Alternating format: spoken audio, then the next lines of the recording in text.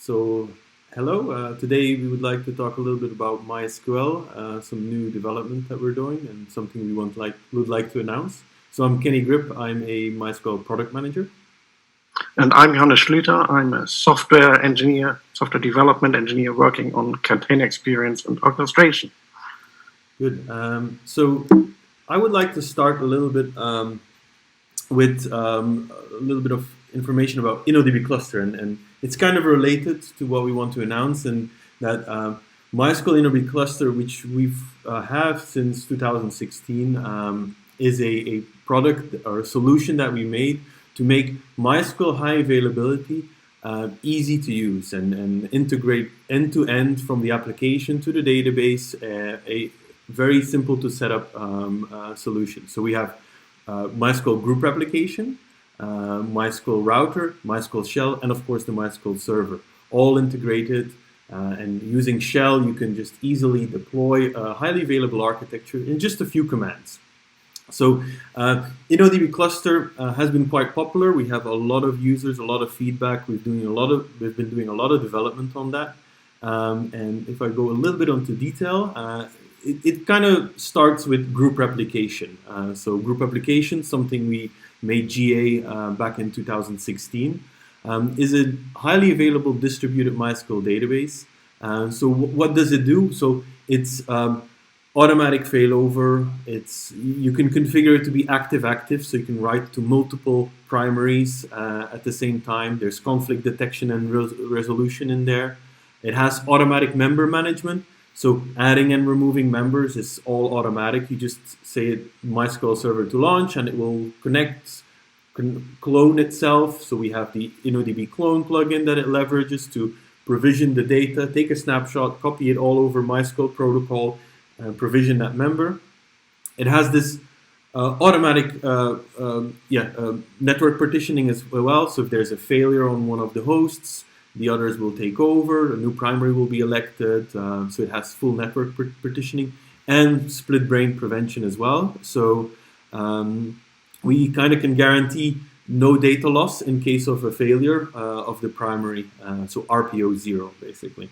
So everything is built around group replication, so that is key in InnoDB cluster. The other thing is MySQL router, and MySQL router is our kind of load balancer in front of this. It's a way to connect. You connect your application server to the MySQL router, or one or multiple MySQL routers, and router will know where to go, which member in group application is the primary, where to send the writes to, where to send the reads to.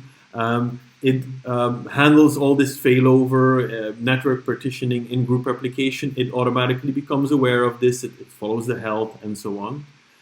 It's a very small kind of a footprint. It doesn't take a lot of memory. We have a lot of users deploying it on their application server or as a different layer, basically. Very important is that it's lightweight and it's a stateless design. So the configuration possibilities in router, I mean, there is configuration that you can do, but for most cases, you just keep the default configuration, and you can change the behavior of the router just through shell on a running system. So you just use this shell to change the data in group application, and router will automatically pick up the way to, okay, which ones are the read-only servers, where it is the read-write. You can change the primary. Router will follow all this automatically.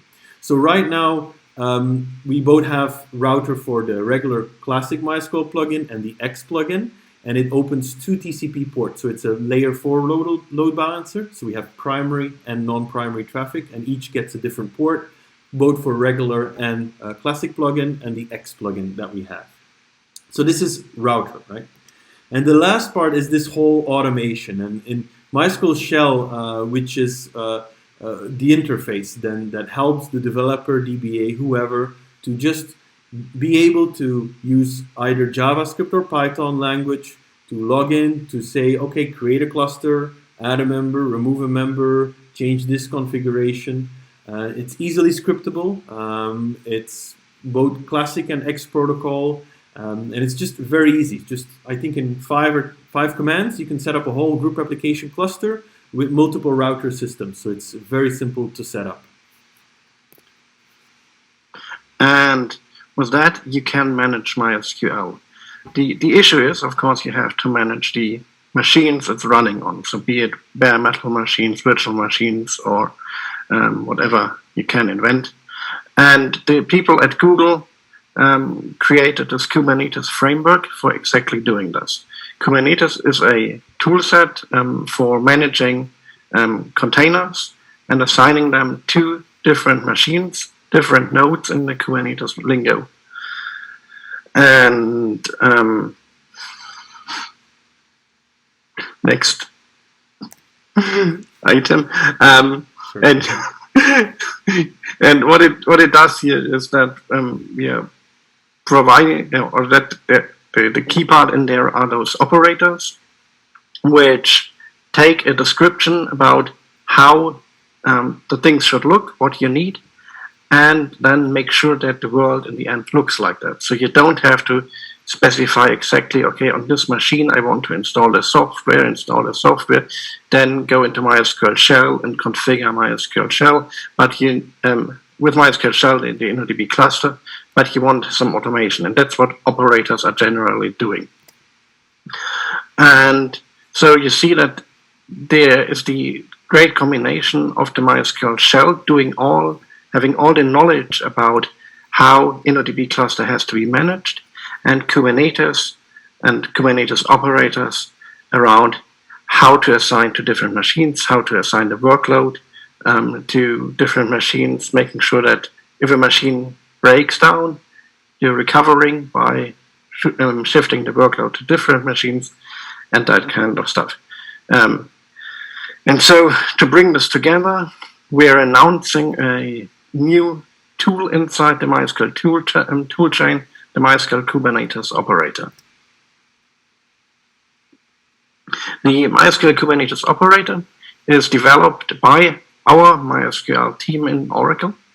It's part of our product suite. We are directly working with the shell team and the server team and the router team to make sure we're getting an integrated solution as part of MySQL. It's the operator is there to manage your MySQL InnoDB cluster inside Kubernetes, and it makes sure that you don't have any outtime due to hardware failures or whatever might happen outside of the control of MySQL shell and InnoDB cluster. In addition, it provides capabilities to do automated backup and recovery. So your backup schedule will be maintained by Kubernetes, and backups can be created automatically. And then, of course, you can recover from backups. And all that, as we will see later when we are doing a demo, really easy by just writing your configuration files and describing what you want. I would like to add a little bit about the when going into group replication. When we talk about group replication, it provides some things already. So as Johannes said, is that the Kubernetes operator already builds on top of InnoDB cluster, on top of group replication, and provides this self-healing and does more like replacing instances when members fail. When a cluster goes offline, it can recover completely, bring it online again. And I think want to take a step back to group application. What does it actually guarantee? What does it provide? What functionality does it provide? So the operator does things beyond what group application and InnoDB cluster does. But very important. So for group replication is that we can have consistency. We have no data loss, so an RPO of 0 when a primary member fails or a secondary member fails. We have full split brain prevention. That we have 3 members, so that's the best practice is 3 or 5 members, an uneven amount of members, so that in the case of a primary failing, the majority, the 2 other members, will still achieve quorum and they can elect a new primary themselves and continue to operate. If no majority can be reached, then all writes will be stopped, will be blocked until a majority can be reached again. So this is the way that we guarantee, okay, we have no data loss in case of a failure. So we also have this automatic failover. So when there's network partitions, when primary is like taken offline, either planned or unplanned, the new primary one will be elected. It's also possible to change primary members as you wish. You can configure to do it manually. And then we of course have, because we have generally 3 or 5 members, you can use these secondary members for reads. And so you can add and remove more of these members to have more read capacity. But some things that we've built into group replication is that, okay, there's this concept of replication lag. So if you're aware of asynchronous replication or semi-synchronous replication, you have this concept of replication lag. This is still the case with group replication. There is also replication lag. However, we've built in flow control mechanisms inside group replication, in that when a secondary member is falling behind, is not able to apply the latest transactions, the primary member will notice this, and it will automatically start to slow down write transactions. So there's a lot of configuration knobs that you can tune to make it work for you or for your particular workload. But basically, it will be adding a little bit of latency to a write, so that to make sure that that member that is falling behind can catch up. So we do not do like a complete stop of the world, stop all writes. We don't do this, but it's more of a slowly increasing the latency as is needed to be able for the secondaries to handle this workload. Another thing that we have is we have consistency levels that are configurable. So you can define on any transaction, read or write, to say I want full consistency, meaning that even if I'm connected to a secondary that might not have the latest data applied yet, you can say I want to see the absolute latest data. So it is it's a consistency level. So you can there's various settings we have, like before and after combined. So there's some settings. But for example, on a read transaction on a secondary, you just connect to the secondary. You say I want before. And that means that when a transaction starts, it will make sure that everything is applied and you see absolutely the latest data as it was on the primary. So this guarantees no stale reads into the group. We also made a lot of changes into MySQL 8, which helps and simplifies the automation and container deployments. So we have a lot of features, and InnoDB cluster I think is one of them, and help drive a lot of like server features as well. For example, we have the clone plugin, which helps to take a snapshot remotely of the data online to provision new members. So there's no need to do a logical dumper load or restore a backup before bringing a new member in. It will automatically provision itself. We have features like set persist to make configuration changes and persist them. Restart to restart the database when needed. We recently added also the opportunity to see the error log through an SQL command. We have a performance schema table for that. So this is like small changes, you might think, not major features, but it makes the automation and deployment in containers in particular a lot easier to do. And then for the backup and restore, we are leveraging the MySQL shell dump and load, which we've released in the last year or so, to make logical dumps and loading of data quite fast, parallelizing the dumping and loading process of that with a lot of extra features added to that. In addition to MySQL 8 features, we also made a lot of changes to our connectors, and we'll continue to do so. And in 8.0.19, which was like January last year, we added DNS SRV support to all the connectors that we maintain. So this is based on RFC 2782 and is used by Kubernetes for a way to connect your application to a service, is to do an SRV request. So it makes it easier for an application to know where the service is located. There's no need to change any configurations as hosts change or IPs change. You can just query the SRV record directly, or the connector will do so for you. So it's just one setting you change to most of the connectors. You want an SRV record, yes or no. And Kubernetes, which is integrated with etcd, provides this SRV interface. So this is helpful as well for these types of deployments.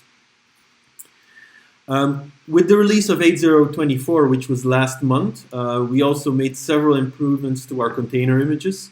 And we made a lot of refactoring basically on all of them, on the server and on the router images. For example, supporting random user IDs, which is a thing that is frequently done.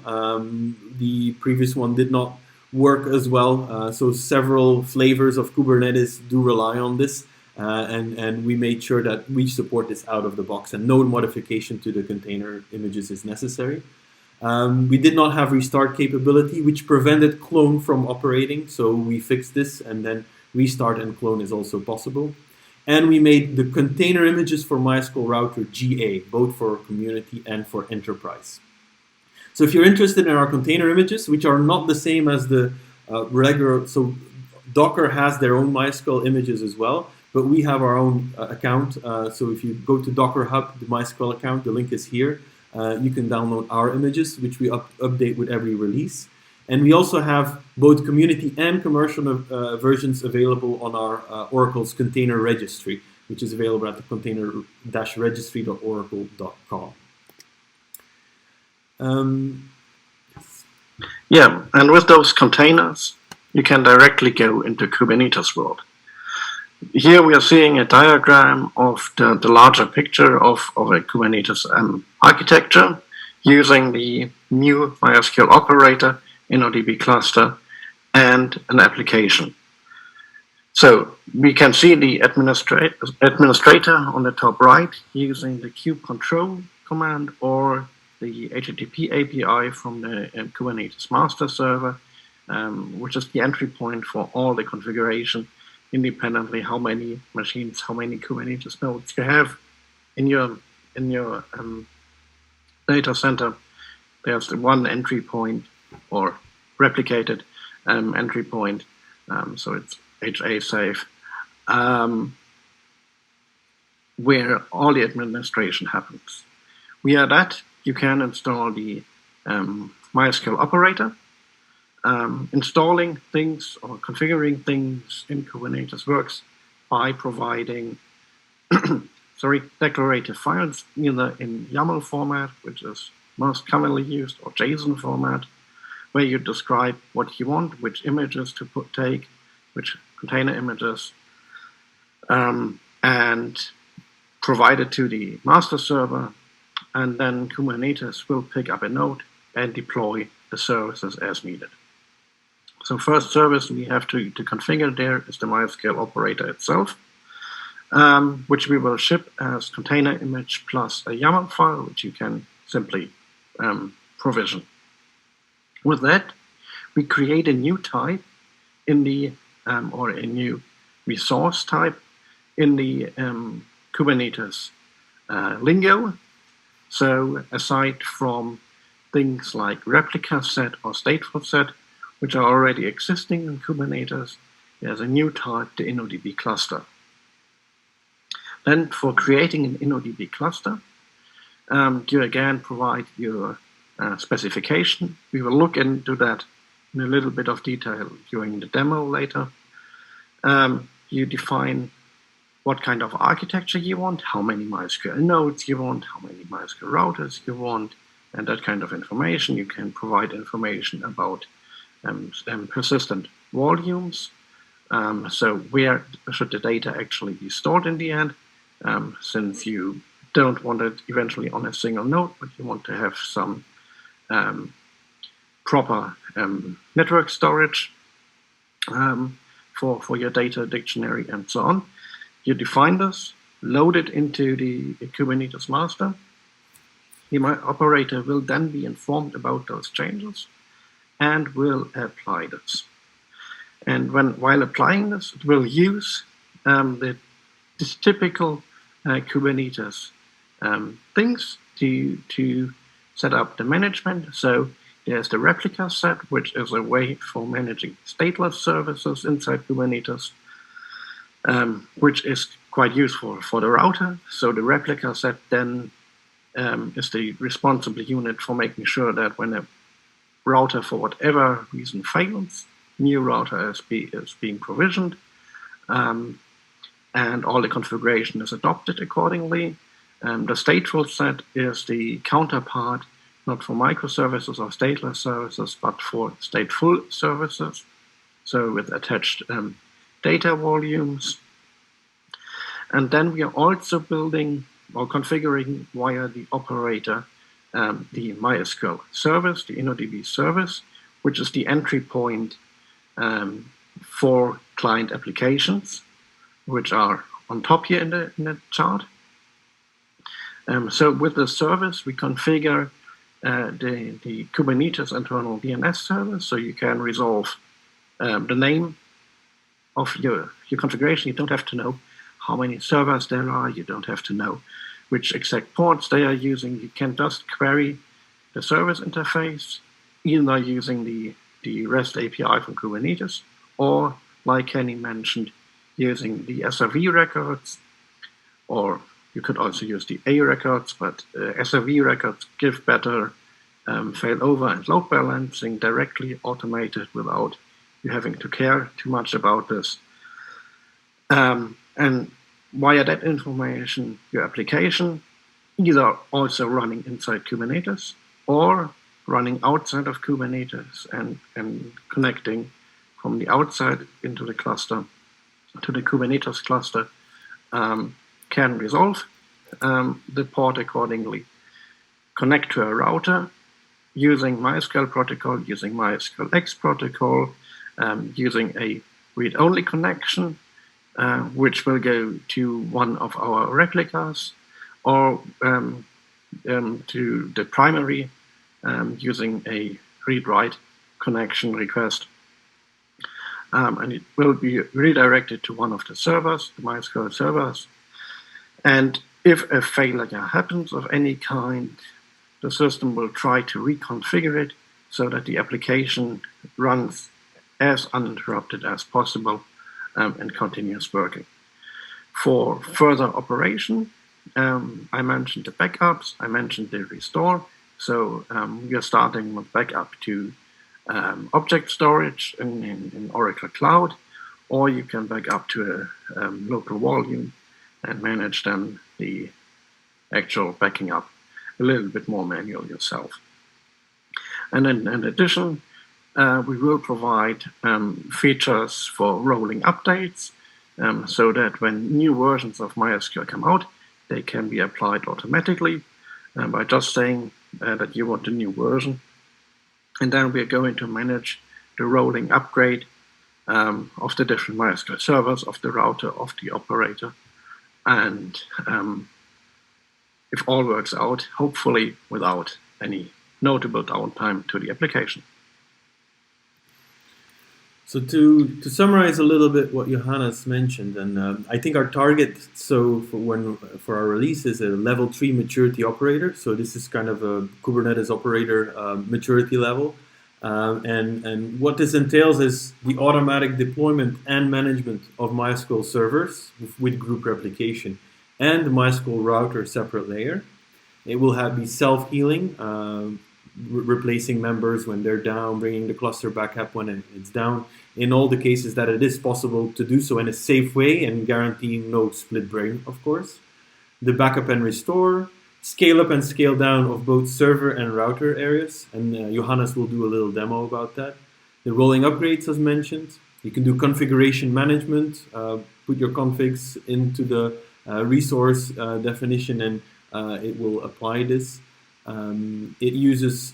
You also have the ability to deploy a new cluster from another existing MySQL instance using InnoDB clone, and we also support private container registries. So the goal is that in a few weeks we will release a public beta for this, and we'll have a community edition, which is of course going to be open source in the universal public license, and we'll also have an enterprise edition with that. And this, of course, will be fully supported by Oracle. And Johannes will now give a little demo. Johannes, over to you. All right, thanks, Kenny. Here is the demo. For this demo, I'm having a Kubernetes cluster running here on my machine with in total 4 nodes. And the only thing running at the moment on that cluster are the different system services for Kubernetes. So nothing MySQL operator specific or anything like that. And if we would now ask it for information about InnoDB clusters, it would just say, I don't know it. To teach Kubernetes about InnoDB clusters, we have to provide the resource definition, and so that something happens, you have to install the operator. This is really a simple task. We provide the ready-made deployment manifest in form of a YAML file, which can be applied into Kubernetes. And if that happens, we can see that the operator now is already running. In those few seconds, it created it picked a machine, a node, to deploy it on, created the container by pulling the image from my registry and setting everything up. With that, it will now know about InnoDB clusters, but there is no InnoDB cluster. To create an InnoDB cluster, we need two things. One is that I'm going to create a manifest, or have already created a manifest. I'm going to apply it, describing name for it, what kind of amount of servers, and that kind of information. And I want to create a user inside that, so I can do something inside that cluster. And therefore, I need to first create a secret that goes with kube control create secret. And the secret has three elements. One is the name of my root user. I'm easy, and I'm go for root. Then the host part for the user. I will accept connections from anywhere inside my Kubernetes cluster, and a password for the root user, and I'm using the name of our MySQL Dolphin for that. This is now available inside Kubernetes for different services, with some access restrictions applied. I could increase the security if I needed, but for the purpose of this is good enough. Then I need my manifest file, and I'm going to apply it here before showing it to you, just so that it can work while I'm showing it. Since this takes a few minutes, since what's happening, I'm now looking only at pods in my default namespace, and I'm also showing here the InnoDB. Yeah, I could have left it, the long name. But before I used the slightly shorter name. So you can see its status pending. I requested 3 instances, 1 router, and nothing is up yet since it's working, and we can see here something is pending there as well, one of the pods. I come back to that in a second, but before that, let's look at the manifest file I just deployed. In this manifest file, I say it's of type InnoDB cluster, which is the one I introduced when I installed the operator. I give it a name in demo cluster. Yeah, you can use whatever name you like. It has to be a valid domain name, but other than that, you are free. Then I say that I want to have 3 MySQL Server instances. 8.0.24 is our current version. It should pull the Docker images or open container images whenever it needs it. And I say I need 1 router for my setup at the moment. Then I refer the secret we just created before. I provide some configuration for my CNF. You can do many things in there. You should be careful when you're doing something like setting manual server ID or your data here or something like those settings. But everything else you can set as you need. And then I have some settings for backup, on which I will come back later. While I was talking now,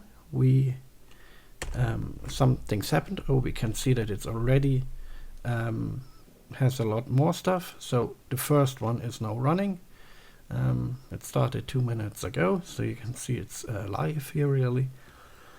We have one router which was started when the first server was ready. When the first server was ready, it also started to initialize the second server, which will clone the data from the first server.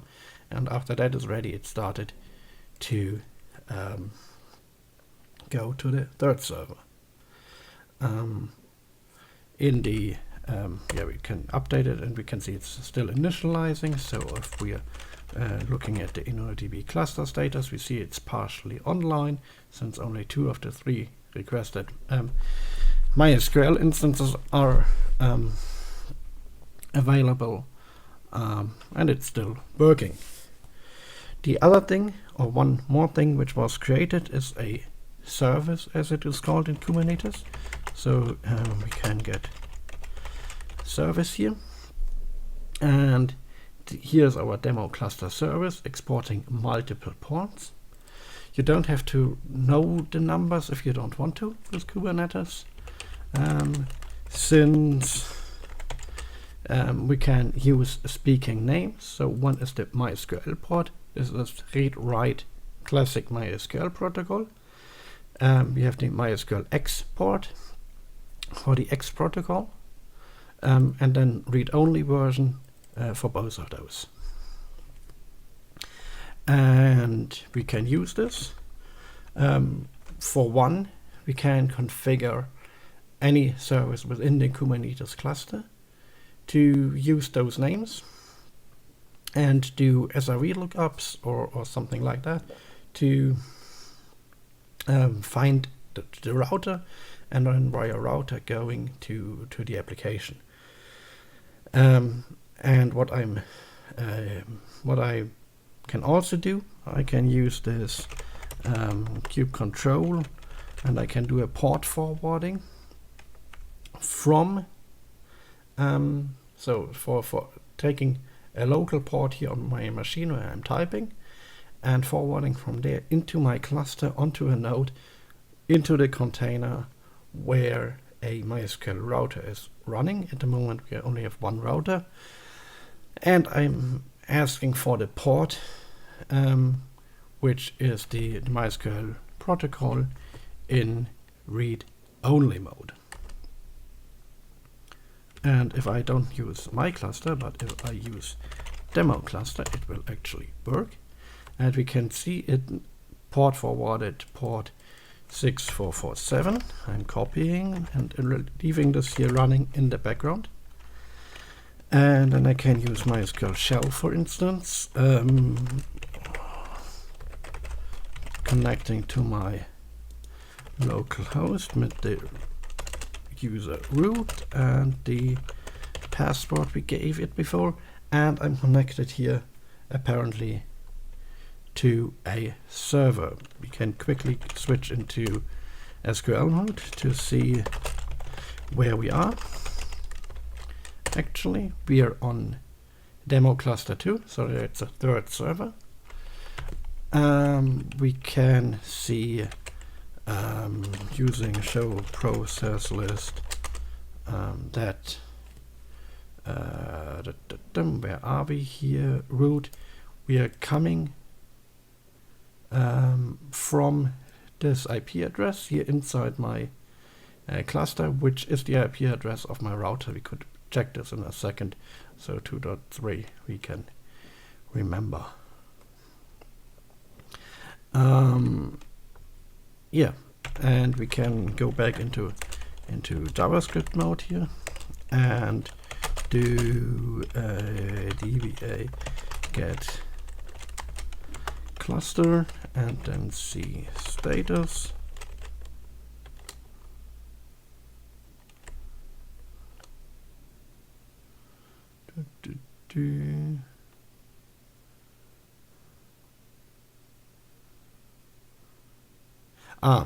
What's happening here is that it's now trying to get to our primary server, since I'm connected to a slave server, and that won't recognize my port forwarding, since I only forwarded the single port here for my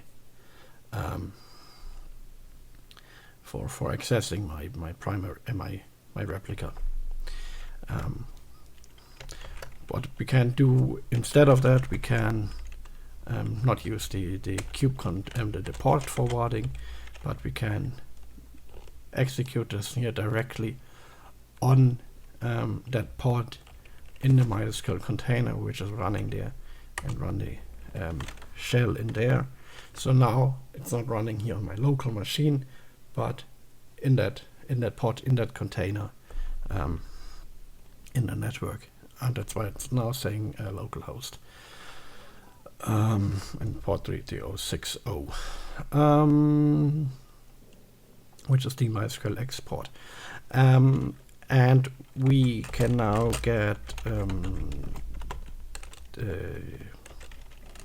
get cluster and now get the status, and we can see that my nodes are all online. We're in single primary mode. Those two nodes are in read only, and that node is in read write mode. And if you let's take a quick look again. If I now do, I have the port forwarding still active, and if I now use again my port forwarding to connect, I'm just trying to see.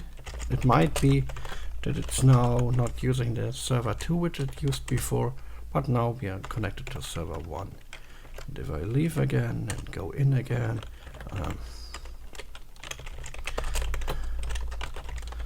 and I'm back again on 1, but this is random and can change anytime. If I would go instead to kube control port forward to the read write port, and again I'm sending this in the background, and now I have to connect to port 6446, since that's the one used locally. And we do here select, I should be on the primary, which is the number 0, our first server. Wonderful. Now we have the cluster running with our different instances. So again, get pods. So 1 router, 3 MySQL server instances, all nice. Now, of course, at some point in time, there might be an error, and something might go wrong. And so let's check if we can maybe delete something. So I get more information here about my things which are running, and we can see that I'm so this output is breaking around, but that's not a big problem. One thing we are seeing is the 2.3 is the IP address of our router, which we had before. And then we can see that the server -2 is running here on my node number 3, the -0 is running on my node 1, and the -1 is running on my node 2, together with the router. Since at the moment I'm only having one router, I don't want to kill my router. So let's do something else, and we are going to kill this node. And this one way of killing it in a relatively brutal way, which you shouldn't do in production usually, is delete node, and we are going to delete it.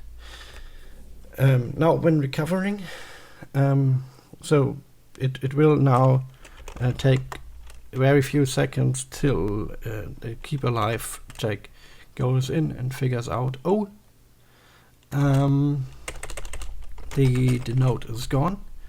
At the moment here it's still listed as running. If we are going here into our shell dba get cluster c dot status.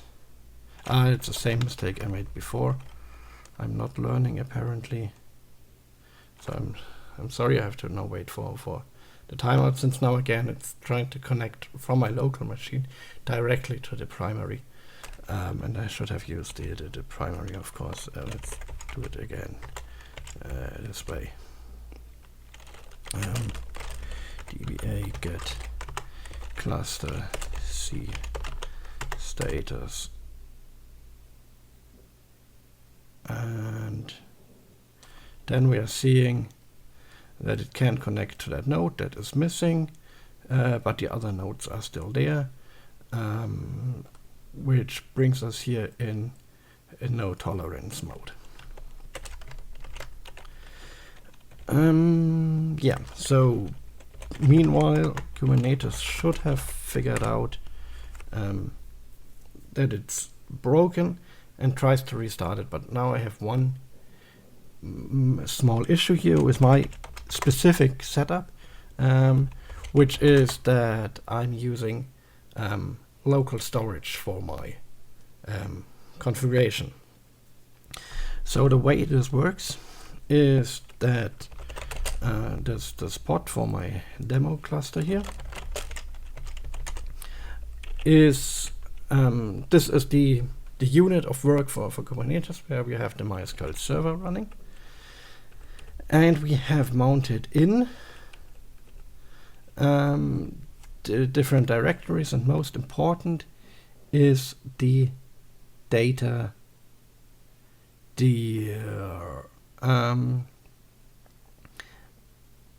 and mounting in the data here.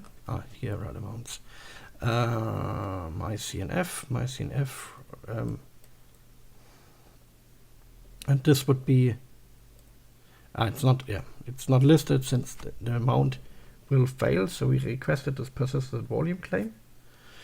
And the issue here is that it's configured on my local setup here to use local storage, which means that a volume was created when we first started up the server, and then we deleted the node, and Kubernetes knows, oh, there was some data attached to the service, and isn't sure what to do since the data is locally on that machine.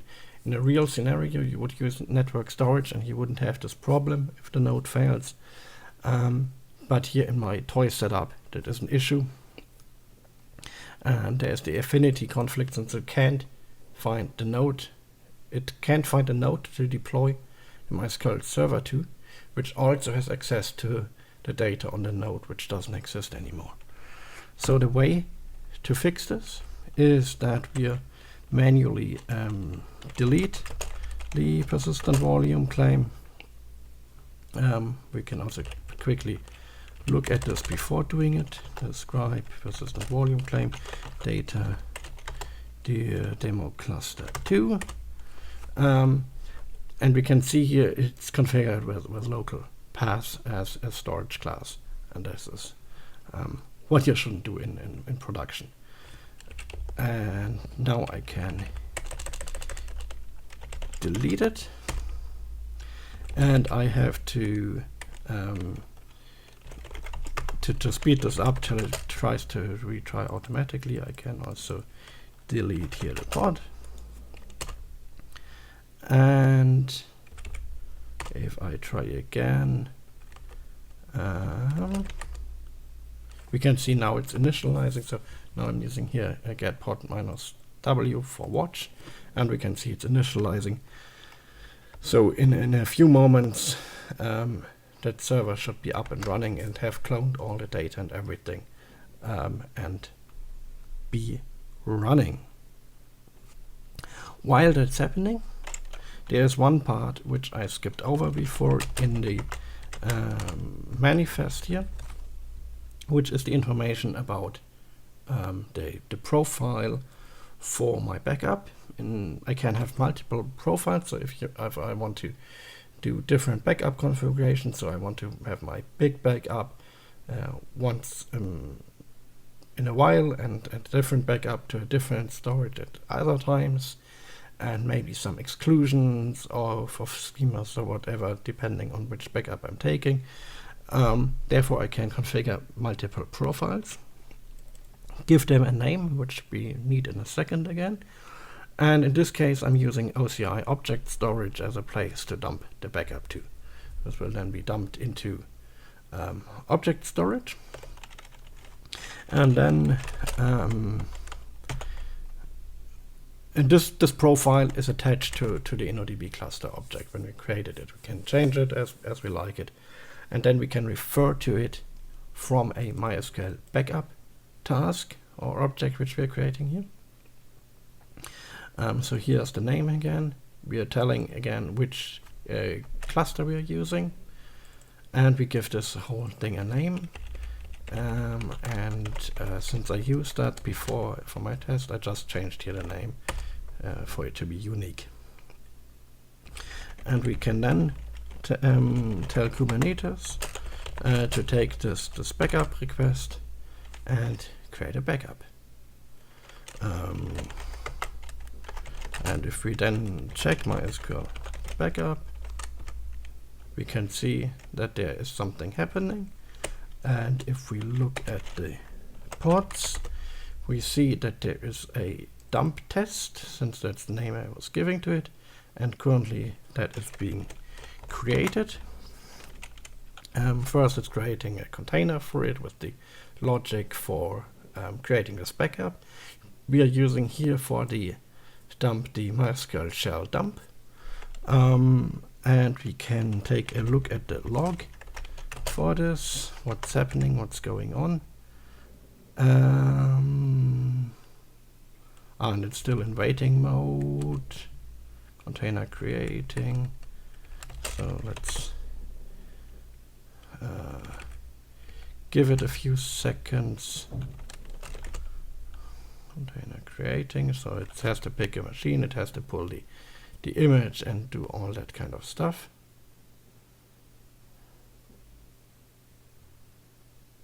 And I'm waiting.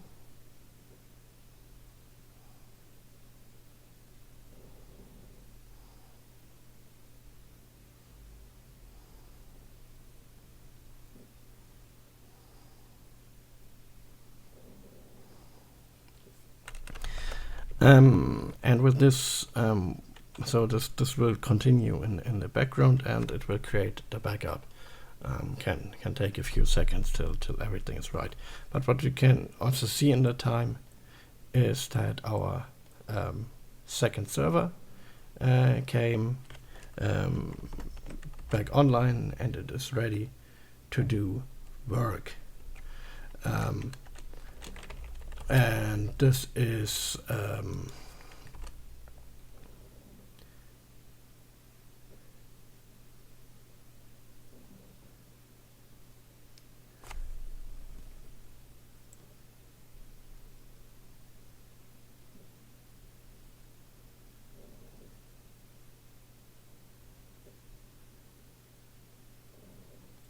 and I know what I did wrong.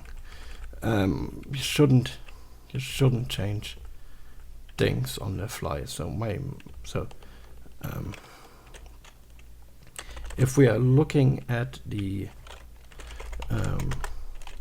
Gryp pod here for our backup job, we can see that it failed to get to the OCI secrets.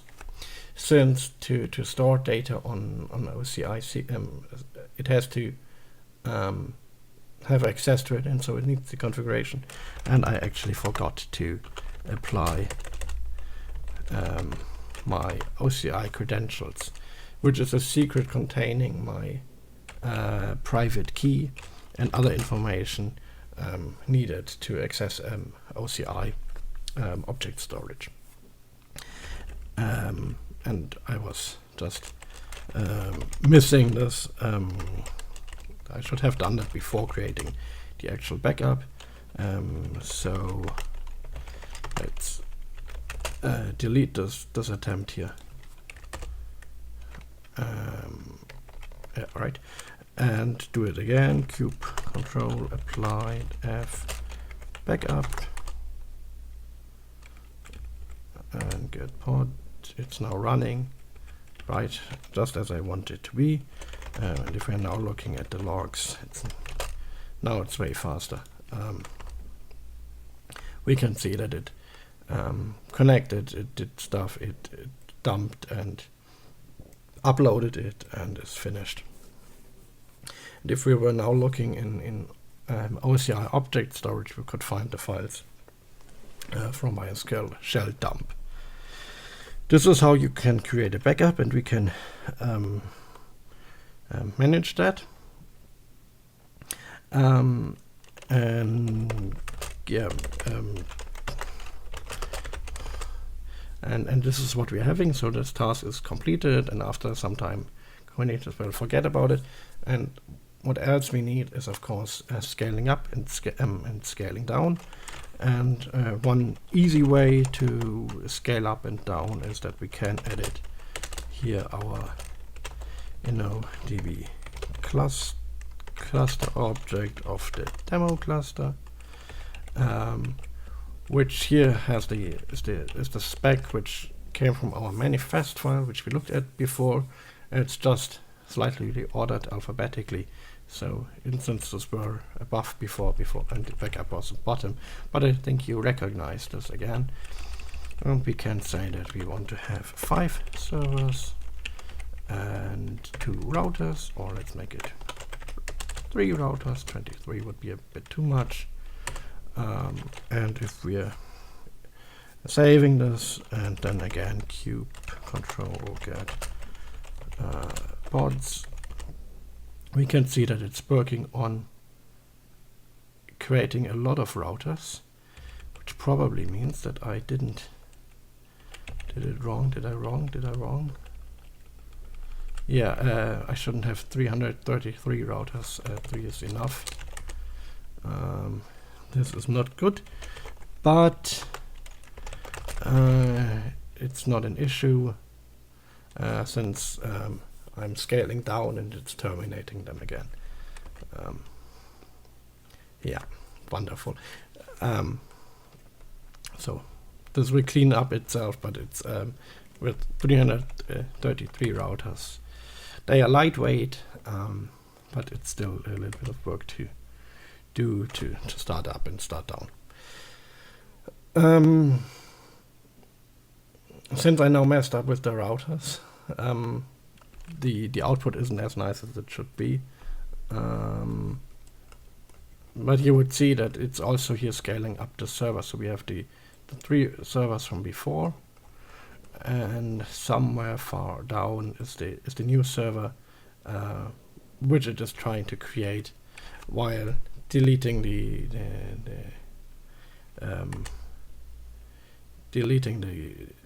routers, and then it's scaling up to our 5 servers which we configured. In the end, we should have 3 routers and our applications inside the cluster or via port forwarding or something else can run uninterrupted. And if a node fails, we discover this and do the failover accordingly. And yeah, I hope this tour, even if we're now having way too many routers here to care about, now we're seeing it's an initialization stage, so it finally was able to create the pod for our 4th server, and it's cleaning up the routers on the side. So you can see that the scale up and the scale down works even in the extreme numbers. Yeah, and this concludes here my demo, and I hope this is interesting and useful for you, and we are looking forward for your feedback, and I'm passing over back to Kenny. Thank you. Thank you, Johannes. That was really good. So we're opening up any questions. If there's any, let us know, and we might have some time left, so feel free to ask questions.